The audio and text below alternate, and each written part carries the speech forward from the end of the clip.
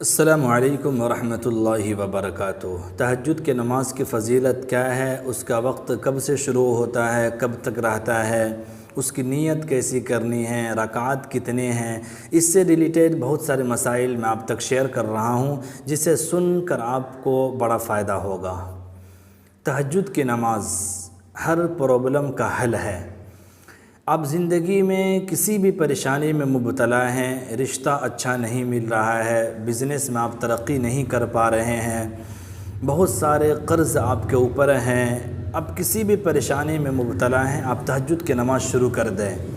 تہجد کی چند رکعات پڑھنے کے بعد 8-10 منٹ آپ رو کر کے، دل لگا کر کے اللہ تعالیٰ سے دعا کریں، آپ بہت جلد پریشانی سے چھٹکارا پا جائیں گے۔ تہجد کی نماز کی بڑی فضیلت ہے۔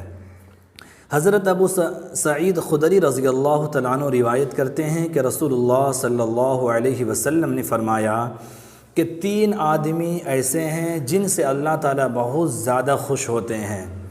نمبر 1 وہ آدمی جو رات میں تہجد کی نماز کے لیے کھڑا ہو۔ نمبر 2 ایسے لوگ جو نمازوں میں صف سیدھی کرتے ہیں۔ نمبر 3 ایسے لوگ جو میدان جہاد میں صف بناتے ہیں۔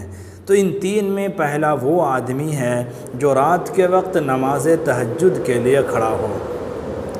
مسلم شریف اور مشکات شریف کی روایت ہے، رسول اللہ صلی اللہ علیہ وسلم نے فرمایا، رمضان کے روزوں کے بعد سب سے زیادہ فضیلت والا روزہ محرم کا ہے، اور فرض نمازوں کے بعد سب سے زیادہ فضیلت والی نماز تہجد کی نماز ہے۔ تو تہجد کی نماز کی بڑی فضیلت ہے، آپ پابندی کے ساتھ پڑھیں۔ تہجد کا وقت کب سے شروع ہوتا ہے، اس سلسلے میں بہت ساری غلط فہمی پھیلی ہوئی ہے کہ تہجد کی نماز رات کے آخری حصے میں ہی پڑھ سکتے ہیں، تہجد کی نماز پڑھنے کے لیے سونا ضروری ہے، ایسا کچھ بھی نہیں ہے۔ عشاء کی نماز کے بعد تہجد کی نماز کے وقت شروع ہو جاتا ہے۔ اگر آپ تھکے ہوئے ہیں، آپ کو ایسا لگتا ہے کہ سونے کے بعد صبح آنکھ نہیں کھل پائے گی، تو عشاء کی نماز کے بعد آپ چند رکعت تہجد کی نیت سے پڑھ لیں، آپ کو تہجد کی نماز کا ثواب مل جائے گا۔ تہجد کی نماز کے وقت عشاء کے بعد سے شروع ہوتا ہے، اور جب تک سحری کھانے کا وقت ہے تب تک تہجد کی نماز کا وقت رہتا ہے۔ لیکن تہجد کی نماز رات کے آخری حصے میں پڑھنا یہ زیادہ بہتر ہے۔ اللہ کے نبی صلی اللہ علیہ وسلم اور تمام صحابہ کرام، اولیاء کرام کا یہ معمول رہا ہے کہ وہ رات کے آخری حصے میں تہجد پڑھا کرتے تھے، تو رات کے آخری حصے میں پڑھنا زیادہ ثواب کا کام ہے۔ تہجد کی نماز کی نیت کیسے کرنی ہے؟ تہجد کی نماز ہو یا کوئی اور بھی نماز ہو، اس کی نیت کرنے کے لیے الفاظ ادا کرنا ضروری نہیں ہے۔ نیت دل کے پختہ ارادے کے نام ہے۔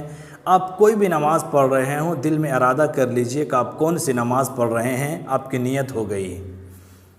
لیکن اگر آپ کو الفاظ کے ذریعے ہی نیت کرنی ہے تو آپ یوں بھی کر سکتے ہیں، میں نیت کر رہا ہوں 2 رکعت نماز تہجد کی اللہ تعالیٰ کے واسطے، منہ میرا خانہ کعبہ شریف کی طرف، اللہ اکبر، اس طرح نیت کر کے آپ تہجد کی نماز پڑھیں گے۔ تہجد کی نماز کتنی رکعت ہیں؟ کم سے کم 2 رکعت اور زیادہ سے زیادہ 12 رکعت تک روایت میں آئی ہے، لیکن آپ صلی اللہ علیہ وسلم زیادہ تر 8 رکعت پڑھا کرتے تھے۔ تو آپ کو جتنی توفیق ملے، 2 رکعت، 4 رکعت، 6 رکعت، جتنی توفیق ملا آپ پڑھیے۔ تہجد کی نماز میں کون سی سورت پڑھنی ہے؟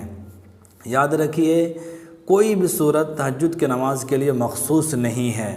آپ کو جو بھی سورت یاد ہو آپ اسے پڑھ سکتے ہیں، لیکن اتنی بات یاد رکھیے، آپ جتنی لمبی قرأت کریں گے اتنا زیادہ آپ کو ثواب ملے گا۔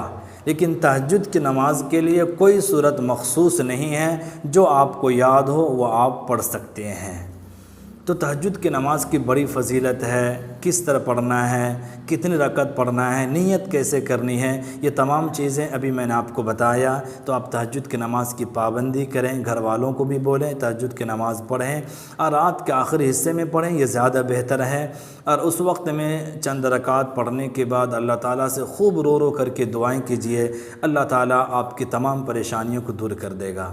اللہ تعالیٰ ہم تمام لوگوں کو تہجد کی نماز پڑھنے کی توفیق عطا فرمائے۔ السلام علیکم ورحمۃ اللہ وبرکاتہ۔